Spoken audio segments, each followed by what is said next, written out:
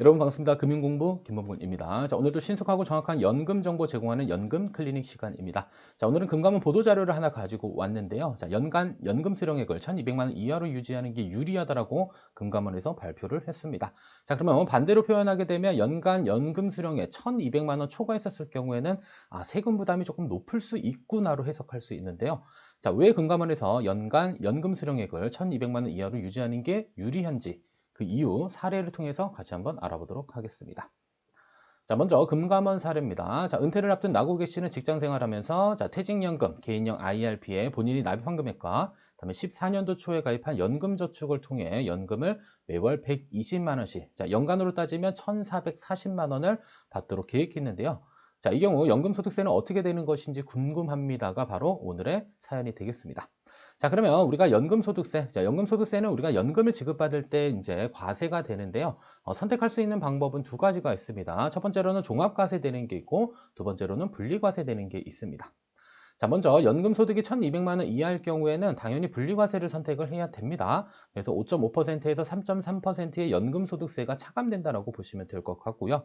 자, 나이가 55세 이후 연금 수령하면 5.5, 70세 이후 수령하면 4.4, 80세 이후 수령하게 되면 3.3%의 연금소득세가 과세된다라고 볼 수가 있습니다. 가장 유리합니다. 어쨌든 간에 1,200만 원일 경우에는 분리과세되기 때문에 가장 유리하다라고 볼 수가 있겠고요. 자, 그다음에 1,200만 원을 초과했었을 경우에는 여러분들 분리과세가 유리한지 종합과세가 유리한지를 한번 따져볼 필요가 있습니다. 자, 일단은 1,200만 원 초과에 대해서는 16.5%로 분리과세가 되는데 1,200만 원 초과분에 대한 게 아니라 전액에 대해서, 그래서 이 부분 중요합니다. 연 1,200만 원 초과액이 아닌 전액에 대해서. 자, 그러면 방금 나고 계시는 1,440만 원의 연금을 수령하고자 했고요. 자, 여기에 16.5%의 세금이 과세된다라고 보시면 됩니다.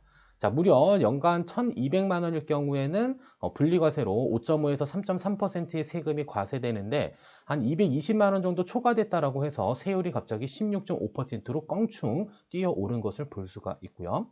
자, 그리고 종합과세를 선택해야 될 이유들도 분명히 있을 수 있습니다. 자, 일단은 분리과세 세율이 16.5%이기 때문에 이때는 어떻게 한번 계산을 해볼 필요가 있냐면요. 여러분들의 종합소득에 따른 과세 표준의 세율이 16.5%보다 낮아졌다라고 한다면 이때는 종합과세를 선택하는 것이 가장 유리할 수 있고요.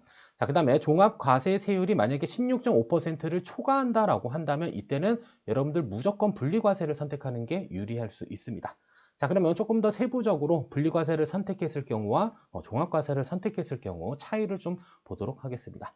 자, 먼저 분리과세를 선택했다. 자, 이때는 다른 소득이랑 합산하지 않고요. 바로 분리과세 세율은 과세가 끝나게 됩니다.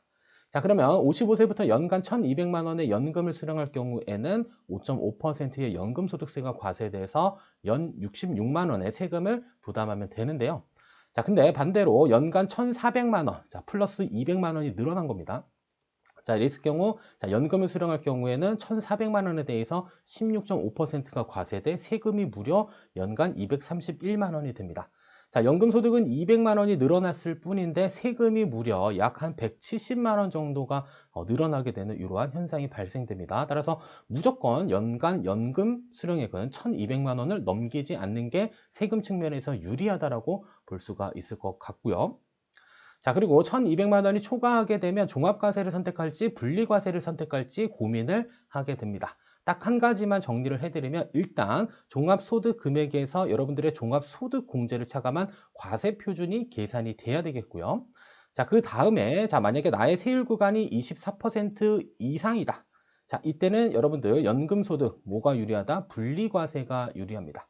왜냐하면 분리과세 선택하게 되면 16.5%의 세금만 떼고 끝나게 되는 것인데, 자, 만약에 여러분들 세율이 24%인데 그냥 합산해서 과세하게 되면 상당히 불리할 수가 있겠죠. 그래서 세율 구간이 15%를 초과한다. 그래서 24% 구간이다라고 결정되신 분들은 일단 무조건 분리과세하는 게 유리하다라고 볼 수가 있고요.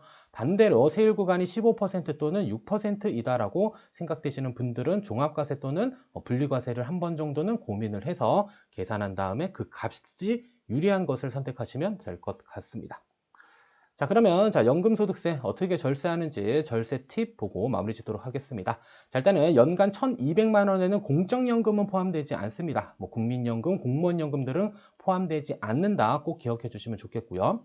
자, 두 번째, 연 1,200만 원 이하일 때 연금소득세로 분리과세되는 방법이 가장 유리합니다. 아까도 200만 원 정도 연금액이 늘어났을 뿐인데 세금이 무려 170만 원 정도가 늘어난 것을 볼 수가 있었습니다.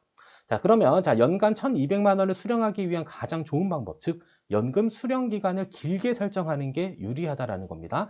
그래서 내가 10년 동안 연금을 수령할지, 20년 동안 연금을 수령할지, 30년 동안 연금을 수령할지 이렇게 계산을 하게 되면 당연히 30년 동안 수령하는 연금액이 가장 낮아질 수 있습니다. 따라서 연간 연금 수령에 연금 수령 기간을 조금 길게 설정한 다음에 계산을 해봐서 1,200만 원이 최대한 초과되지 않도록 설정하는 게 가장 좋은 연금소득세 절세 방법이 될 것 같습니다. 자, 여기까지 시청해 주셔서 감사하고요. 여러분들, 구독, 좋아요, 알림 설정은 금융공부 영상 제작에 큰 도움이 됩니다. 감사합니다.